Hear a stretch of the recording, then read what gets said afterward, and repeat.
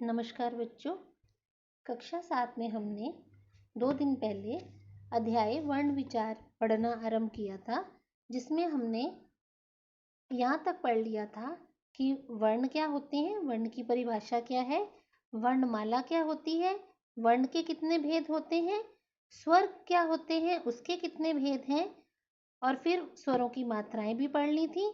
उसके बाद हमने उसके अगली वीडियो में भाग 2 में हमने व्यंजनों के बारे में पढ़ा था। जैसे व्यंजनों को हम कितने भागों में बांट सकते हैं। हम इनको स्पर्श व्यंजनों में बांट सकते हैं, अंतस्थ व्यंजन, ऊष्म व्यंजन, संयुक्त व्यंजन, आगत वर्ण, इन सब के बारे में जानकारी ले ली थी।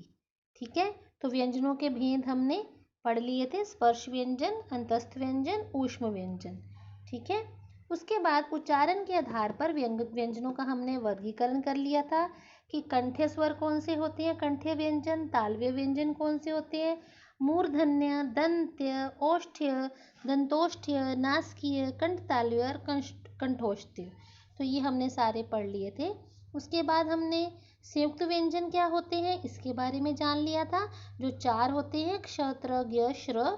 उसके बाद द्वितीय व्यंजन क्या होते हैं ये भी पढ़ लिया था, जब एक जैसे व्यंजन का 2 बार प्रयोग किया जाता है, एक बार आधे रूप में और एक बार पूरे रूप में, तो वो द्वितीय व्यंजन कहलाता है। द्वित्व और संयुक्ताक्षर क्या होते हैं कि एक अक्षर आधा और एक अक्षर पूरा जब मिलकर आवाज बनाते हैं तो वो संयुक्ताक्षर कहलाते हैं। यानी जो स्वर हैं, जो 2 स्वर हैं, एक स्वर रहित है और एक स्वर सहित है, यानी एक आधा है एक पूरा है। जैसे कत, स्व, स्थ, दध, कय, ऐसी ध्वनियाँ जो संयुक्त स्वाद, स्थान, शुद्ध, क्यों आदि ये शब्द बनाती हैं। ठीक है, तो ये हमने जान लिया था, जिसमें मैंने आपको बता दिया था कि संयुक्त व्यंजन जो होते हैं वो 4 होते हैं, जिनको हमने स्वरों का रूप दे दिया है, अलग से व्यंजनों का रूप दे दिया है। क्ष, त्र, ज्ञ, श्र वो संयुक्त व्यंजन है, लेकिन संयुक्ताक्षर कोई भी 2 ध्वनियाँ जब आधी और पूरी मिलकर नया अक्षर बनाती हैं तो वो संयुक्ताक्षर कहलाते हैं। अब हमने पढ़ना है वर्ण विच्छेद। अब वर्ण विच्छेद क्या होते हैं ये हम पढ़ेंगे। वर्ण विच्छेद का अर्थ है, पहले तो विच्छेद का अर्थ समझते हैं। विच्छेद होता है अलग करना, किसी भी शब्द में से उसकी ध्वनि को अलग अलग करना विच्छेद कहलाता है। और जब हम वर्णों की ध्वनि को अलग करते हैं तो वो वर्ण विच्छेद कहलाएगी। शब्द के वर्णों को अलग अलग करके लिखना वर्ण विच्छेद कहलाता है। वर्ण विच्छेद करते समय स्वरों को मूल रूप में लिखा जाता है तथा व्यंजनों के नीचे हलंत लगाना आवश्यक होता है। ये बात आप ध्यान रखेंगे। फिर से देखिए, वर्ण विच्छेद करते समय स्वरों को मूल रूप में लिखा जाता है, यानी स्वरों के नीचे हलंत नहीं लगाया जाता, वो जैसे होते हैं वैसे ही लिखे जाते हैं, लेकिन व्यंजनों के नीचे हलंत लगाना आवश्यक होता है। यहाँ पे आप उदाहरण देख सकते हैं, रजत। अब आप ये देखिए, र को हमने अलग किया, र में से, क्योंकि र व्यंजन है तो उसमें व्यंजन में हम अ की ध्वनि को अलग कर देंगे। जब अ की ध्वनि अलग हो जाती है तो व्यंजन आधा रह जाता है, तो उसके नीचे हलंत लगाया जाता है। जैसे ये देखिए, र प्लस अ, ये बन गया र।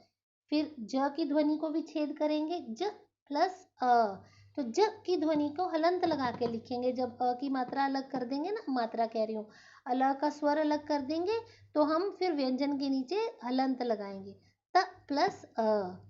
तो ये रजत का वर्ण विच्छेद आप देख सकते हैं। राजा का, अब र को आ की मात्रा है तो स्वर आ का अलग होगा र में से। ज को आ की मात्रा है तो स्वर आ का अलग होगा ज में से, राजा। अब किला शब्द है, क को छोटी ई की मात्रा है तो स्वर भी छोटी ई का ही अलग किया जाएगा, क प्लस छोटी ई, ल प्लस आ, क्योंकि ल के साथ आ की मात्रा है। ऐसे ही आप अगला देख सकते हैं, कीमत। कीमत में क प्लस, अब कौन सा स्वर अलग करना है, बड़ी ई की मात्रा है तो बड़ी ई का स्वर अलग किया जाएगा। ठीक है, म और त में अ का स्वर है तो अ का स्वर अलग होगा।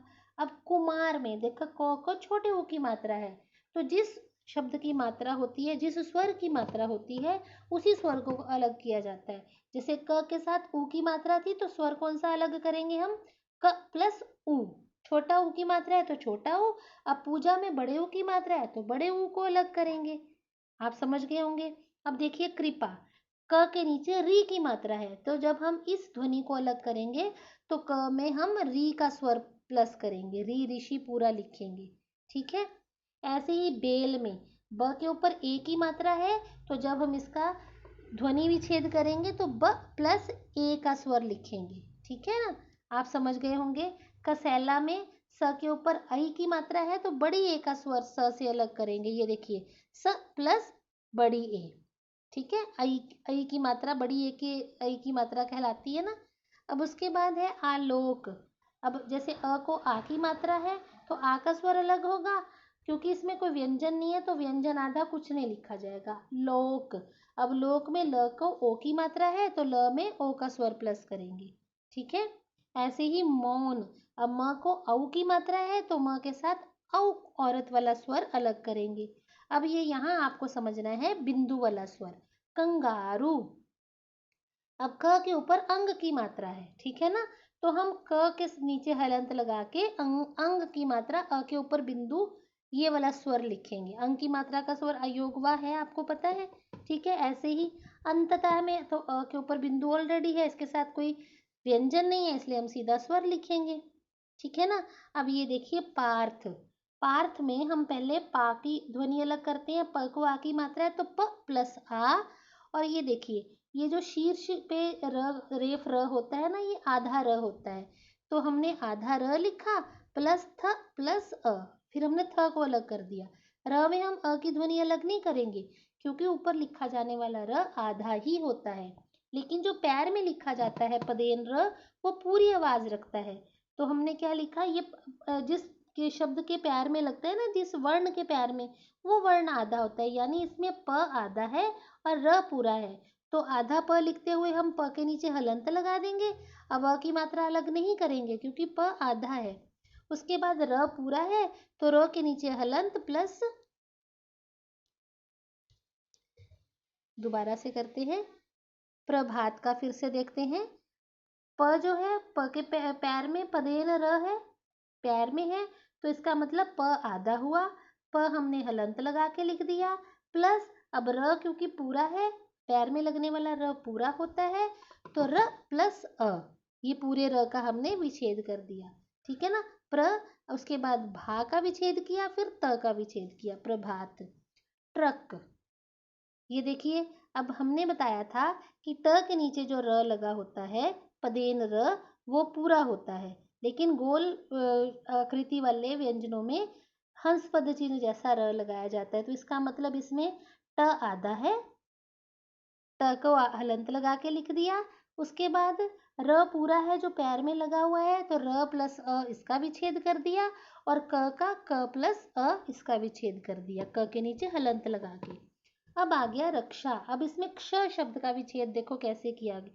पहले तो र का विच्छेद किया गया, र प्लस अ, फिर क्ष जो शब्द है आपको ध्यान होना चाहिए उसमें क आधा होता है और श शब्द पूरा होता है।